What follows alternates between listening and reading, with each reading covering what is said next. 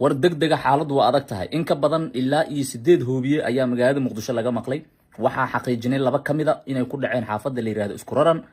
oo xamarweyne hoos tagta mararka qaarkiina ay dhahaan dadka xamarjab maadaama ay meel iska soo galaan halkaas waxaa hadda ku dhacay laba hoobiye mid kamid waxaa la xaqiijiyay inuu isku dhex maray laba guri